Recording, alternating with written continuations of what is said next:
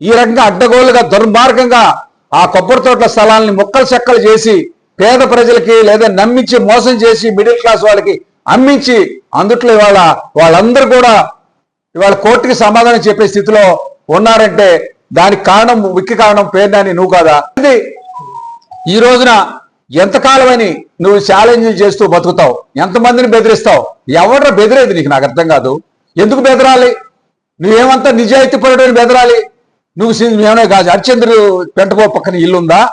నువ్వు చేసేవన్నీ తప్పుడు పనులు, నువ్వు చేసేవన్నీ కూడా బ్లాక్మెయిల్ రాజకీయాలు. నువ్వు బెదిరిస్తే ఎవరిని బెదిరిస్తావు? ప్రజల్ని కూడా బెదిరించావు, అనేక రకాలుగా బెదిరించావు. ఇవాళ ప్రజలందరూ కూడా నిన్ను రాజకీయంగా తోటం పొట్టించి సుదూర ప్రాంతాలకు తవలకపోతే రాజకీయంగా ఈ రోజు మసీపట్నంలో ప్రజలు బతికే పరిస్థితి లేదు కాబట్టి ఈ రోజులో ఆ స్థాయిలో నేను దిగదార్చినా కానీ చిగ్గు లేకుండా ప్రతి దానికి నువ్వు తొడగొట్టి వాళ్ళు ఛాలెంజ్ చేస్తా ఉన్నావంటే నీ ఛాలెంజ్ ఏంటి అనేది నీ కోనే సెంటర్లో నీ చూశారు ప్రజలందరూ.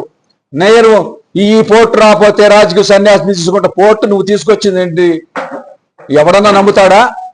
పోర్టు నువ్వు తీసుకొచ్చావంటే అది ఆ వేళ పట్టుపట్టి బాలశౌరి గారు ఎస్క్రో అకౌంట్లు పెట్టి ఆ డబ్బంతా కూడా 3 థర్డ్ పార్టీకి చెందకుండా డైరెక్ట్ గా కాంట్రాక్ట్కి వచ్చే విధంగా చేయబట్టి వాళ్ళ బందరు పోర్టు నడుస్తూ ఉంది. అలాంటిది ప్రజలందరికీ తెలుసు కాబట్టే బాలశౌరి గారిని గెలిపించారు. ఆ తర్వాత కొల్లు రవీంద్ర గారి యొక్క మంచితనానికి ఇచ్చారు. ఈ రకంగా కొల్లు రవీంద్ర గారిని బ్లాక్మెయిల్ చేశాడని లంచగొండిపోయారు అని రకరకాలుగా మాట్లాడి నీ దొంగ బియ్యాన్ని కప్పిపుచ్చడానికి కొల్లు రవీంద్ర గారిని ఎన్ని రకాలుగా మాట్లాడినా ప్రజలు మాత్రం ఎట్టి పరిస్థితుల్లో నంబర్ పేర్నాని నీ తొడగొట్టటాలు, నీ ఛాలెంజ్ చేయటాలు, నీ దమ్ముంటే రా, ఫేస్ టు ఫేస్ మాట్లాడదాం.